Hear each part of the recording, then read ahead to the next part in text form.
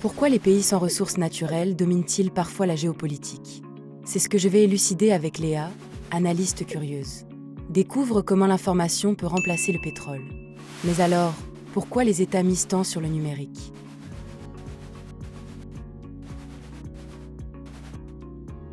Léa remarque que les États investissent massivement dans le numérique, créant des plateformes qui diffusent leur vision du monde. Le site diploweb.com, lié au centre géopolitique, en est la preuve.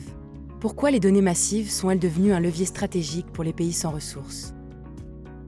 Léa se demande comment l'influence se mesure au-delà des ressources physiques. Les citations d'articles montrent qu'un pays peut dominer le discours grâce à la visibilité académique. Pourquoi les think tanks et les publications numériques renforcent-elles le soft power des nations? Léa observe que les think tanks comme le Centre géopolitique produisent des analyses qui circulent en ligne, augmentant le soft power d'un État. Patrice Gourdin, membre du conseil scientifique, illustre ce mécanisme. Pourquoi les pays investissent-ils dans la formation de spécialistes pour soutenir leur stratégie numérique? Léa constate que former des spécialistes crée du contenu numérique qui amplifie l'influence d'un pays. Le chapitre rédigé par Patrice Gourdin montre l'impact des experts sur le discours géopolitique. En quoi l'absence de ressources naturelles peut-elle devenir un atout stratégique grâce au numérique?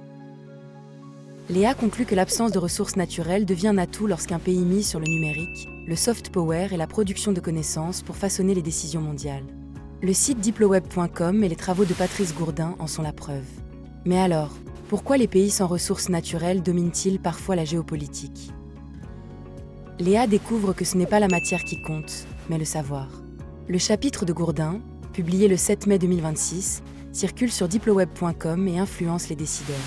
Mais alors, comment la diffusion de connaissances géopolitiques transforme-t-elle le pouvoir des nations sans ressources? Léa fait une comparaison des deux études, l'une citée 8 fois, l'autre 30 fois. Ces chiffres prouvent que les idées traversent les frontières et guident les stratégies des États. Mais alors, pourquoi ces citations traduisent-elles un pouvoir géopolitique réel? Léa trace une flèche du manuel de géopolitique vers l'école de l'air où Gourdin enseigne. Les analystes formés s'appuient sur ces travaux pour bâtir leur stratégie numérique. Mais alors, comment la formation des élites renforce-t-elle le rôle des pays sans ressources? Léa note la date du chapitre, le 7 mai 2026. Cette actualité montre que le savoir se renouvelle et alimente les stratégies numériques des nations. Mais alors, quel mécanisme numérique permet aux pays sans ressources de projeter leur influence globale? Voilà pourquoi les pays sans ressources naturelles dominent parfois la géopolitique.